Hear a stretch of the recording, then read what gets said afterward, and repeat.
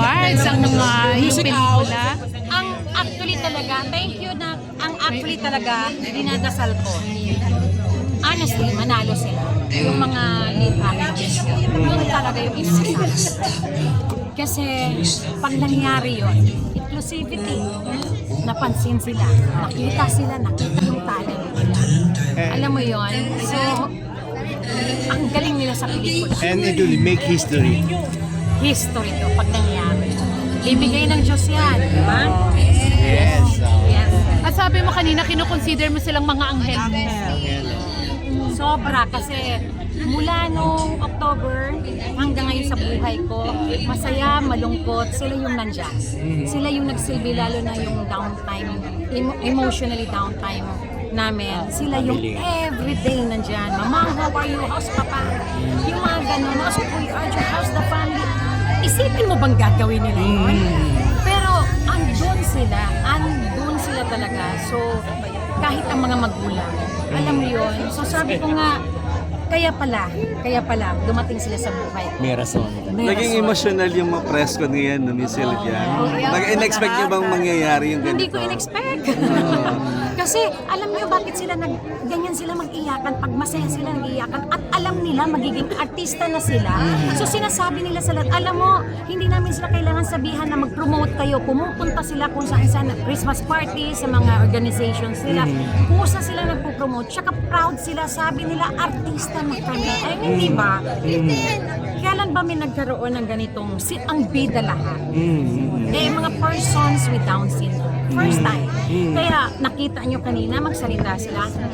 Iba sila on screen. So, paano mo sinasabi sa kanila nung may mga pinagdadaanan kayo? Paano sinasabi mo sa kanila? Wala ko sinasabi. Sila yung nagsasabing, Mamang, we're here. Mamang, relax. Mamang, inhale, exhale. We love you, Mamang. So ako ang tatalino ng mga Matatalino. Ang tatalino. Kaya hindi mo sinasabi, Kumaan ano? yung pakiramdam mo Oo, pag kaya sabi ko nga, yung pagtiwala ko sa kanila, sobra yung binalik nila sa akin. Sobra yung sensibility nila. Grabe. So bilang nanay naman na ikaw wala kang ganyang anak, pero ngayong na-experience mo na parang may mga anak ka na rin, ano yung tumatak sa'yo? Ano yung tumatatak sa akin na? Yung working with them, yung na-experience mo yung... Alam mo, honestly, tanging dasal ko kasi may pamangkin ako. Dinasal ko talaga sa Diyos. Lord, lahat ng pagsubok, lahat kung ano mang dadaanan ko, kakayanin. Huwag lang ako magkaroon ng son with Down syndrome.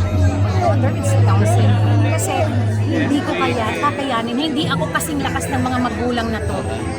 Iiyak at iiyak talaga ako. Yung parang ito yung hindi ko kaya. Hindi nga ako binigyan ng Diyos ng anak with Down syndrome, pero binigyan niya ako ng mga alaga pamangkin, eto sila ngayon. Hindi ko man sila iniluwal, pero kusa silang dumating sa akin. Ang dami nila.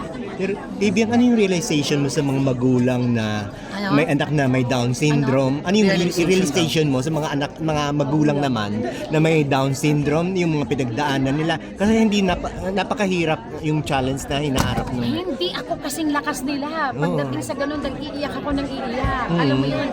Kasi habang buhay, proprotektahan nila yan, di ba? Parang, Lord, kaya ko ba? Parang hindi ko kaya. So, ayun, yun ang dinasal ko. Wag mo akong bigyan, sana. Pero, binigyan niya akong pamangkin, binigyan niya ako ng pelikulang I'm Perfect, binigyan niya akong maraming anghel na hindi ba niya ako binigyan na dinala ko sa sinapupunan ko, pero binigyan niya akong isang buhusan. O Sylvia, sa'yo to. Kaya ko. Rubia, kamusta na kayo ngayon? Kamusta na yung family? Okay na naman. Wag na okay.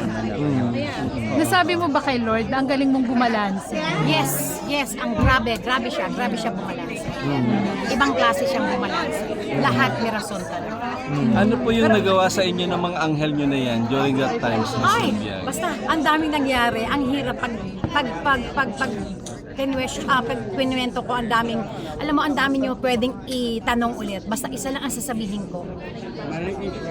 Sila ang humila sa akin nung bagsak ako't nasa kama. sila yung nagpatayo sa akin. Mga anak ko at sila. So, yun lang. Pero Sila talaga Miss yung Ibiang bilang ina, pwede bang malaman kung ano yung nararamdaman mo at paano kaya nagiging strength ng family mo sa pinagdadaanan nyo ngayon? Tsaka natin yung pag-usapan. Huwag na tayo dyan. Piliin lang muna. Huwag na tayo. Alam ko na kung saan papunta yan. Basta hindi ka pa handa. Salamat. I'm perfect. December 25 po. Sila naman. Thank you. Si Jiro, hindi may tanong lang kay Jiro. Anong ginawa mo sa talent fee mo? Our talent? Okay. Our talent is always Jonathan, chocolate and happy and richard. We are others, everyone, friends. Ito.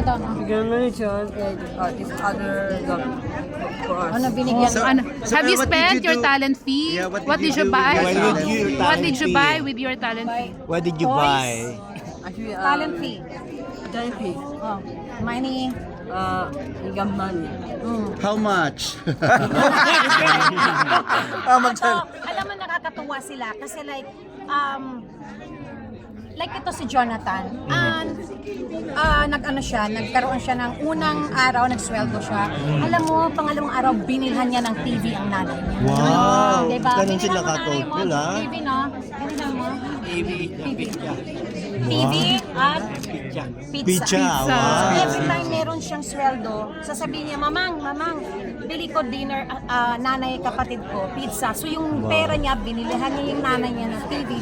Tapos pag meron siyang pera, pizza. As in, nagpapadinner siya. So parang, talaga? Diba? Kaya nga sabi, kayang-kaya nila. Yun. Sa ilang cinemas na yung nakuha nyo for the movie? So ngayon, pantay-pantay pa naman kami. So malalaman namin yan ng 3 days o 4 days before, o parang gano'n. Lahat po ba sila sasakay ng float? Sasakay sila ng phone. Wow. Excited sila. Kaya sila ngayon nag-iiyakan. Sa media ko na to, tingnan mo to. Sa media na to, nag-iiyakan sila lahat. Kasi alam nila artista na sila. At Wow. pangarap nilang maging artista.